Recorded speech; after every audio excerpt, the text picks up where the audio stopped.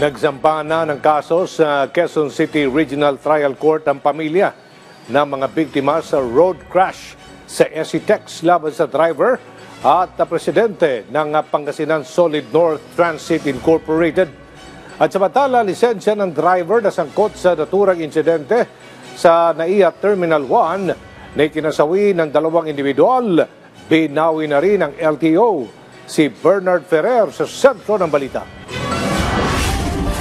Personal na sinamahan ni Department of Transportation Secretary Vince Dizon ang pamilya ni Philippine Coast Guard C-101 Dane Janica Alinas at John Alinas sa paghahain ng civil case sa Quezon City Regional Trial Court laban sa driver at presidente ng Pangasinan Solid North Transit Incorporated kaugnay ng road crash sa SCTEX noong May 2 na kinasuwi ng mag-asawa at 8 pang biktima. Humihingi ng kabuang 50 milyong pisong danyos ang pamilya Alinas para sa pagkamatay ng mag-asawa at bilang suporta sa kanilang 2 taong gulang na anak na mapalad na nakaligtas sa insidente. Kabilin-bilin na ng Pangulo natin na kailangan talaga nating panagutin ang Solid North at yung driver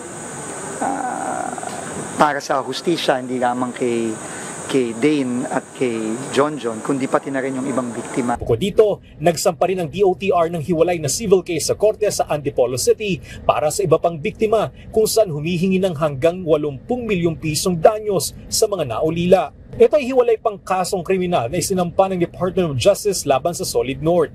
Tiniyak ni Secretary Dizon na hindi dito nagtatapos ang hakbang ng pamahalaan. Anya, patuloy ang kanilang pagsasagawa ng mga reforma sa road safety upang maiwasan ang mga ganitong insidente sa hinaharap.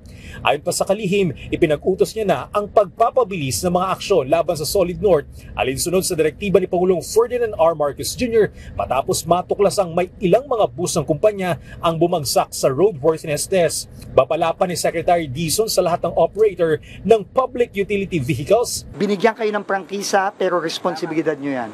At kung may mangyari, merong consequence yan. At ang mensahe ni Pangulong Bongbong Marcos at ng buong gobyerno, hindi namin ito tolerate yan at hindi namin papagampasin niya. Samantala, binawi na ng Land Transportation Office ang lisensya ng driver ng isang sports utility vehicle na sangkot sa insidente sa Ninoy Aquino International Airport Terminal 1 noong May 4 kung saan 2 ang nasawi. Batay sa 5 pahinang desisyon na pirmado ni LTO Chief Assistant Secretary Vigor Mendoza II, napatunayang guilty ang driver sa reckless driving.